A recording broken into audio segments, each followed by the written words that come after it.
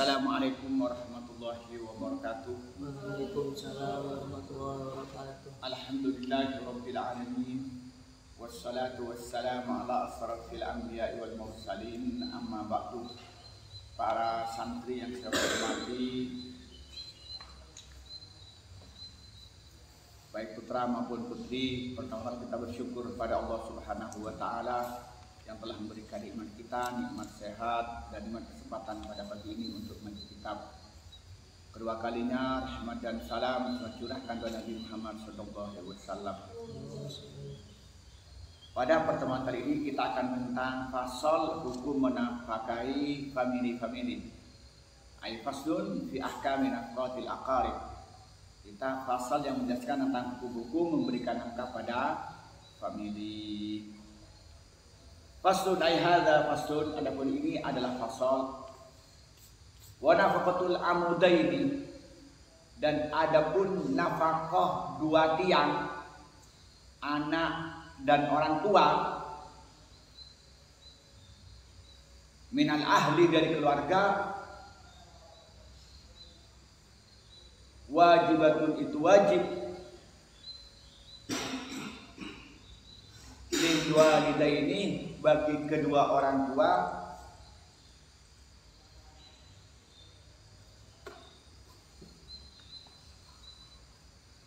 wal mauludina dan anak-anak yang dilahirkan.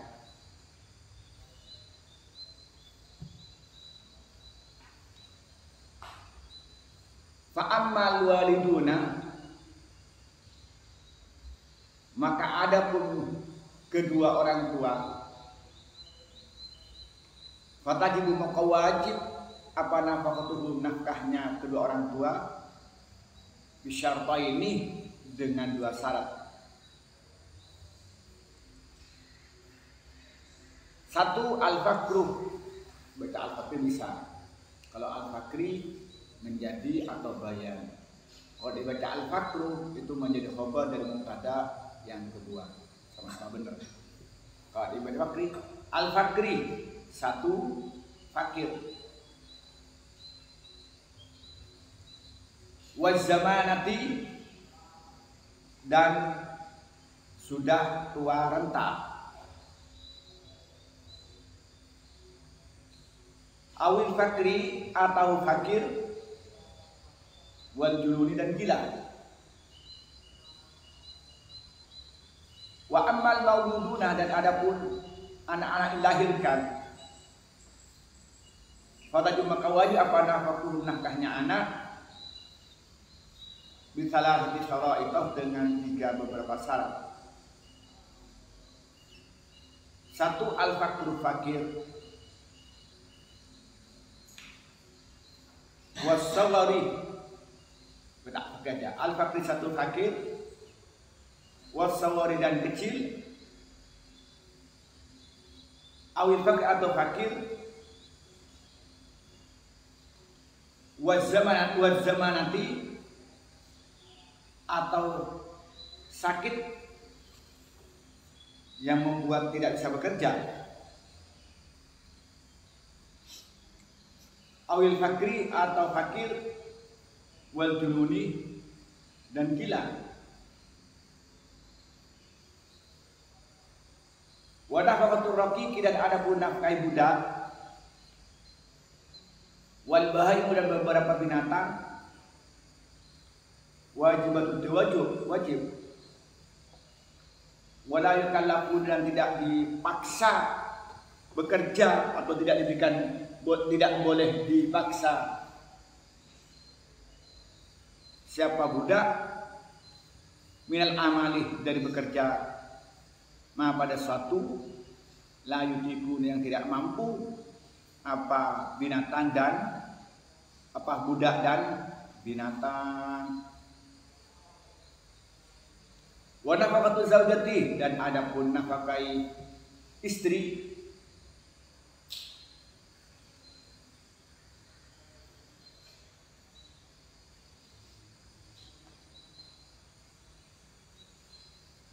al-mumkinatih, yang menyerahkan diri, minafsiha dari dirinya perempuan, wajibatun ya wajib, wajibatun ada wajib.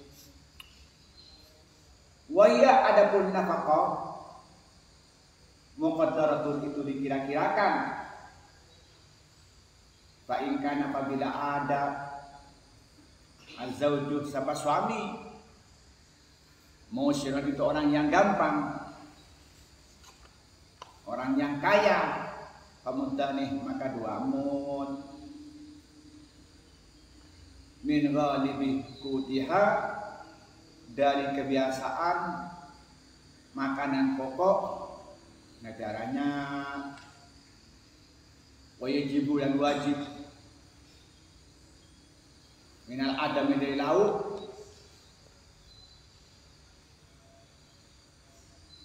dan wajib bagi suami minal adam dari laut wal kiswati lan pakaian ma sesuatu yang berlaku apa ada mengiswah bihi dengan ma yang berlaku bihi dengan ma al adatu apa adat wa in kana apabila ada siapa suami mu'syiron iku melarat pamudun maka wajib samud min ghalibi kutil biladi dari kebiasaan makanan pokok negara wama dan satu ya tadimu yang makan lauk bihi dengan emak al muslimuna orang-orang yang miskin wa yaksunahu dan makai baju siapa orang yang miskin pada pakaian. Wa in kana apabila ada siapa suami mutawasyiton yaitu tengah kamutun maka wajib samud wa nisfu dan separuh wa minal adab dan sebagian daripada lauk wal kiswatilan pakaian al wasati yang tengah-tengah.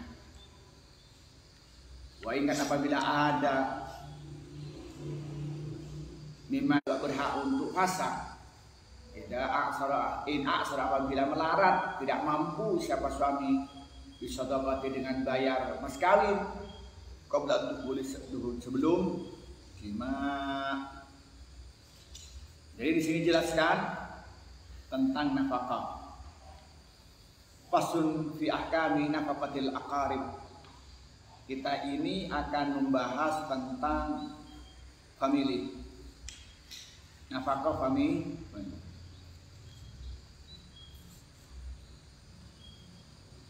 Kemudian orang wajib apa? Wajib nafkah itu ada 3 macam.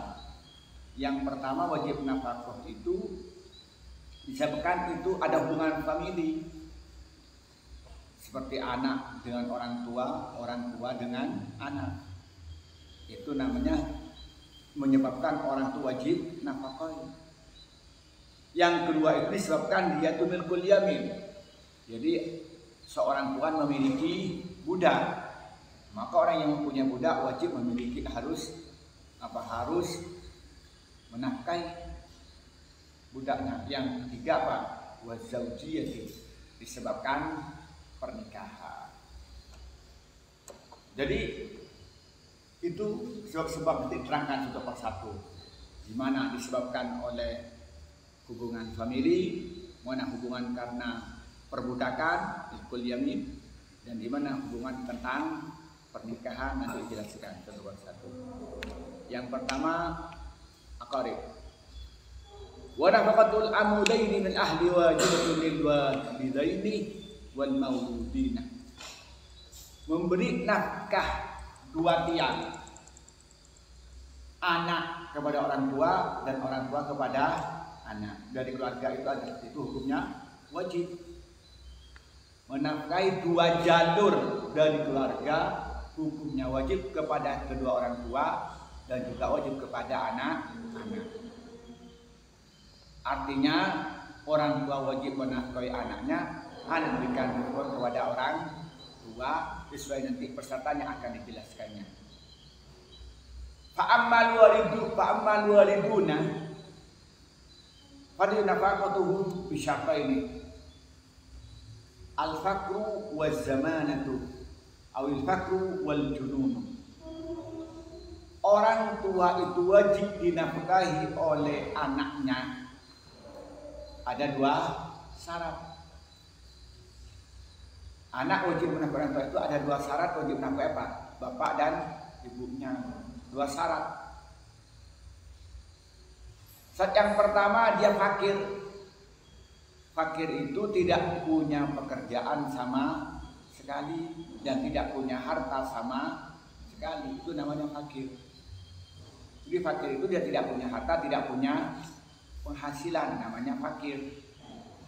Kalau ada orang itu tidak punya harta dan punya pekerjaan, punya penghasilan, tapi tidak mencukupi kebutuhan, itu namanya miskin.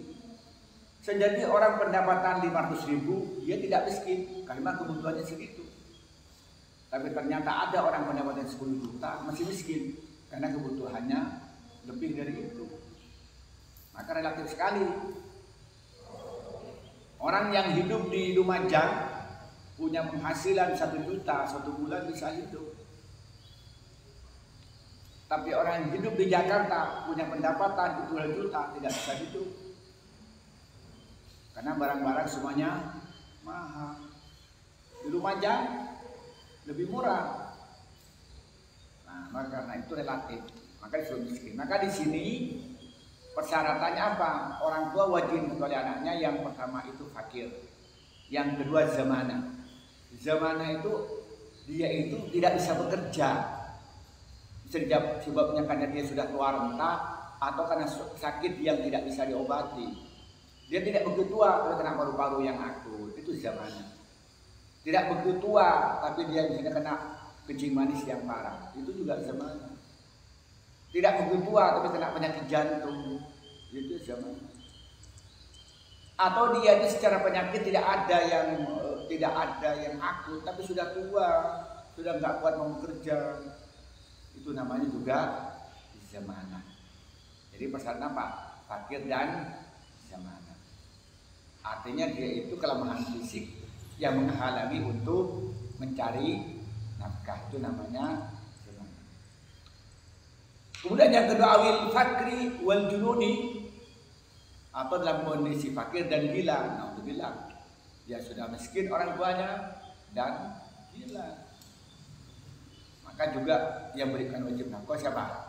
Anaknya. Wa ammal mauluduna fatajibu nafaqatuhum bi salati syara'ita. Adapun anak wajib dinafkahi dengan 3 syarat. Artinya apa? Orang tua wajib menafkahi anaknya apabila memenuhi 3 syarat. Apa katanya?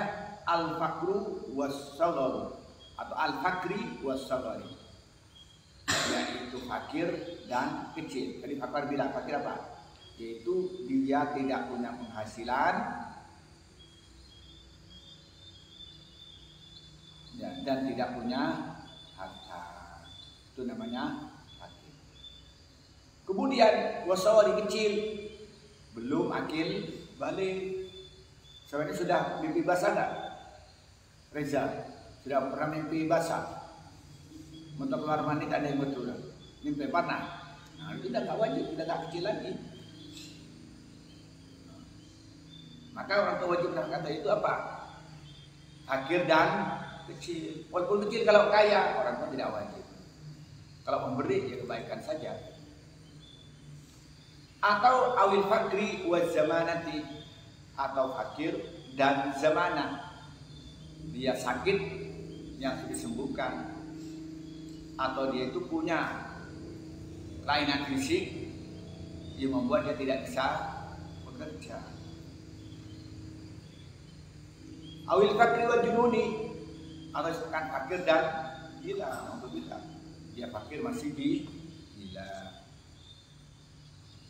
Wa nafaqatur raqiqi wal bahaimi wajibatun wa la yukallafuna anil amali ma la yatiqun. Budak Dan binatang-binatang peliharaan wajib dinafkahi. Jadi kalau saya punya ayam itu dimakan jorot-torot, atau yang andi manuk beri kakan jorot-torot.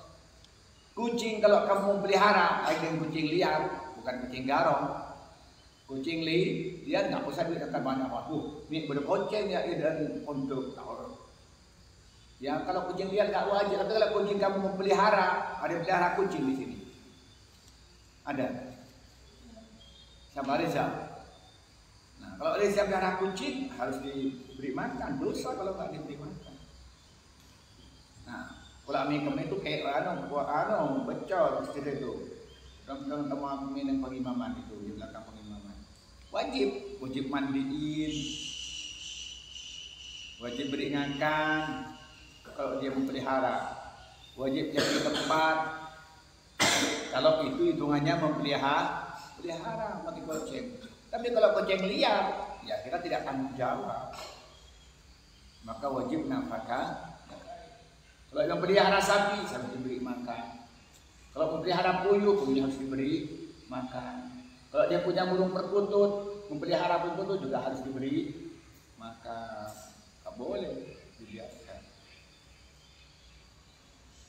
Nah, kemudian apa katanya? Wala yukallafuna min al-amali ma la yutiquna. Maka tidak boleh membebani pekerjaan di luar kemampuannya. Pokoknya dia punya budak, dia kemampuannya ngangkat beras misalnya setengah misalnya 50 kilo, nggak boleh dipaksa punya 100 kilo. Dia kemampuannya mengangkat beras cuma 10 kilo, nggak boleh disuruh ngangkat 15 kilo. Kalau dia mampu sehari kerja 5 jam, jangan dipaksa 8 jam, itu nggak boleh. Atau dia punya binatang yang bisa dipekerjakan, seperti kayak kuda. Kita tidak boleh diberikan beban, suruh bawa sesuatu juga kemampuannya kuda itu.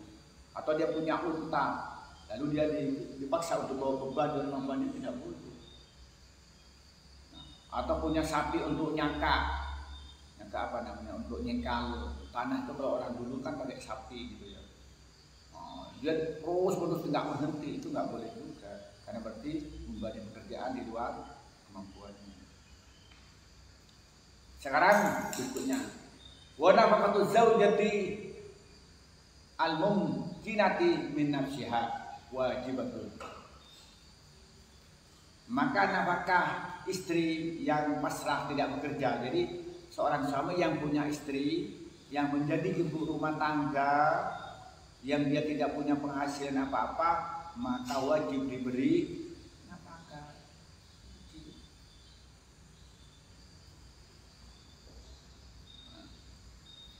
Terus bagaimana katanya? Wa hiya muqaddaratun. Maka berapa jumlahnya? Ya kita dikira-kirakan saja dulu, diperhitungkan.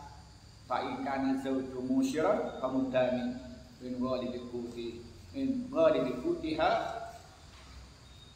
wa juminal udumi wal kiswati majar bihil adatu.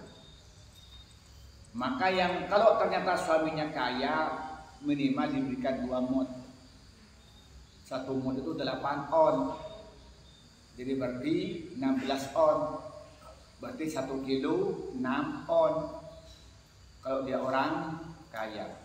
Apa yang diberikan? Ya makanan-makanan yang menjadi makan pokok untuk satu negara yang ditempati.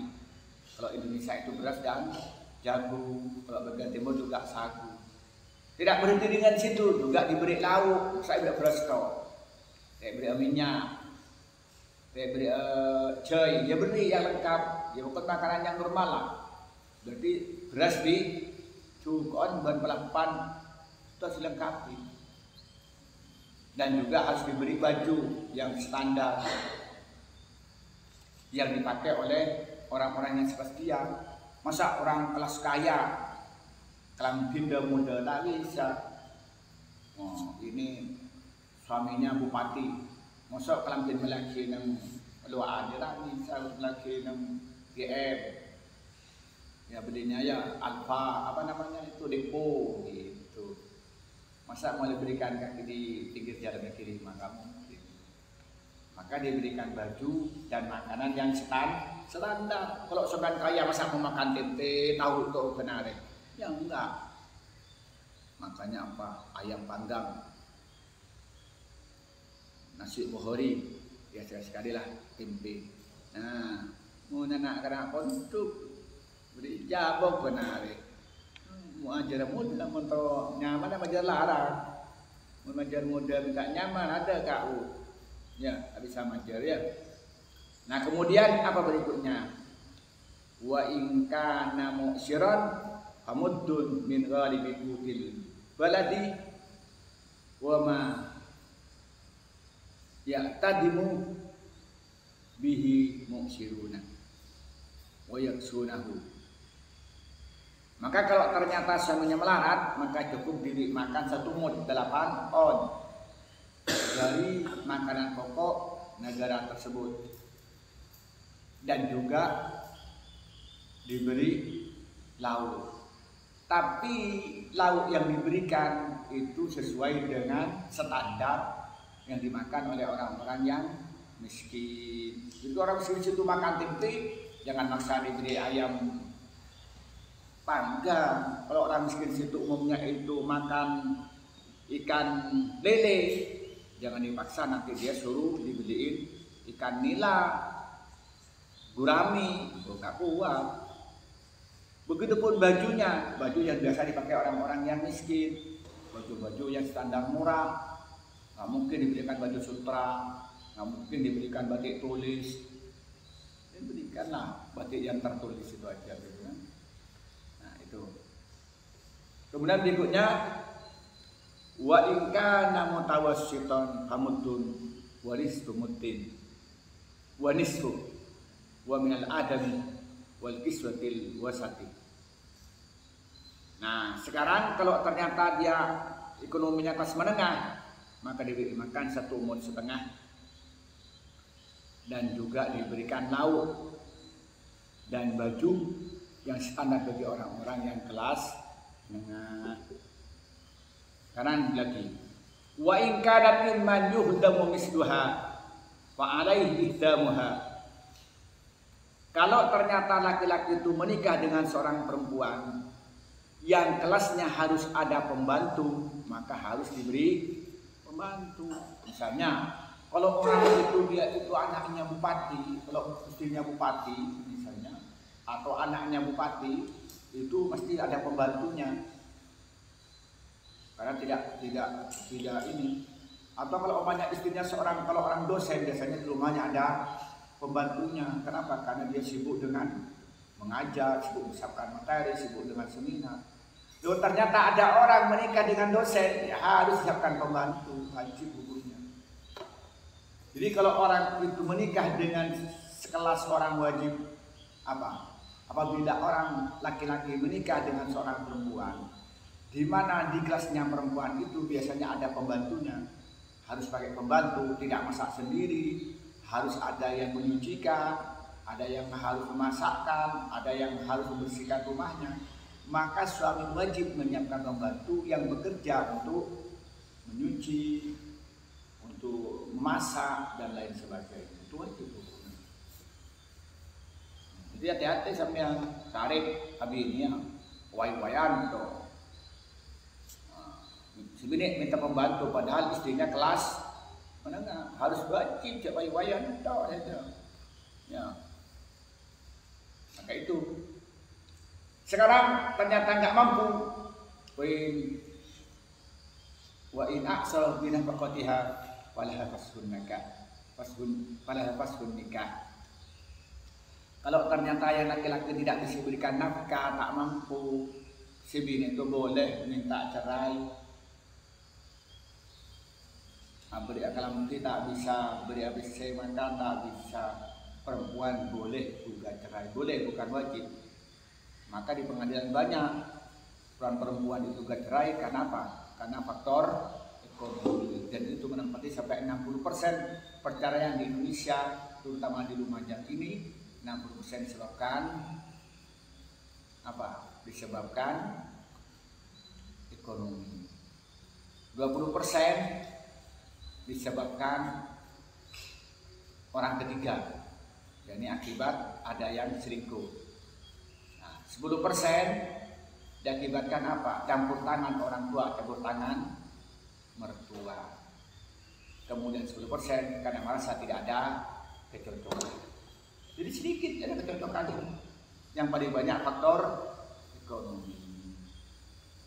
Wa kadzalika in a'sara bisadaqi qabla dukhuli. Begitupun perempuan berhak minta cerai kepada suaminya yang tidak bisa bayar mas kawin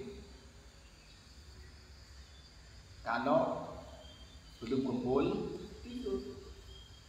Saya pergi ke Kalimantan Selatan, lalu saya mampir ke rumah orang dan cerita, ada orang itu mau apa? Dia itu mau menikah, artinya melangsungkan menikah karena enggak buat bayar mas kawin, karena mas kawinnya minta 250 juta. Si suami tidak punya uang 250 juta, dia enggak ada.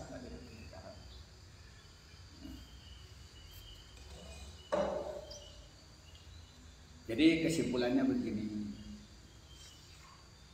kita wajib menerangkan tentang masalah kewajiban nafkah. Kewajiban beri nafkah itu ada 3, ada yang disebabkan karena hubungan famili, yang kedua karena disebabkan hubungan milkul yamin, yakni perbudakan, yang ketiga karena pernikahan. Kemudian yang hubungan famili itu hubungan orang tua dan anak, anak dengan orang tua. Artinya apa? Orang tua wajib dinafkahi oleh anak itu apabila orang tuanya itu fakir, dia tidak punya penghasilan dan tidak bisa bekerja, atau orang tuanya fakir dan gila, itu wajib dinafkahi anak. Begitupun anak diwajib dinafkahi oleh orang tua apabila anaknya itu fakir dan dia tidak bisa bekerja dan masih belum dewasa, atau dia tidak bisa bekerja atau fakir dan juga dia gila, maka juga wajib dinafkahi orang tua. Kalau ternyata sudah dewasa, dia tidak wajib, atau dia punya harta yang tidak wajib. Kemudian budak dan binatang pemilik peliharaan itu harus diberi makan, diberikan nafkah. Kemudian bagaimana cara menghitungnya? Ya dihitung sesuai dengan standar kehidupan. Kalau dia orang kaya, maka diberi makanan 2 mud dan kemudian lauk, pakaian yang standar untuk orang-orang kelas kaya. Kalau kaya itu ada kelasnya gitu kan. Ada yang kaya raya, ada yang biasa-biasa gitu. Tapi tidak perlu tinggi, itu ada kelasnya. Tapi kalau dia itu orang miskin, ya cukup 1 mud dan juga lauk dan pakaiannya standar, pakaiannya orang-orang miskin. Kalau kelas menengah juga sama, diberi 1 mud setengah, kemudian diberikan lauk dan pakaian yang standar bagi orang kelas menengah. Nah, kalau seorang laki-laki menikahi dengan seorang perempuan, yang kelas perempuan itu biasanya menggunakan pembantu dalam mengerjakan pekerjaan rumah tangga, maka seorang suami harus menyiapkan pembantu untuk bekerja. Nah, karena nafkah itu kewajiban pada suami, kalau ternyata suami tidak bisa memenuhi kewajibannya berikan nafkah, maka istri punya hak untuk gugat cerai. Begitu juga kalau ada orang menikah, ternyata si laki-lakinya tidak mampu bayar mas kawin dan belum melakukan hubungan suami istri, maka si perempuan itu berhak untuk menuntut cerai. Inilah yang disampaikan pada diri, semoga bermanfaat. Wallahu a'lam bishawab. Wassalamualaikum warahmatullahi wabarakatuh.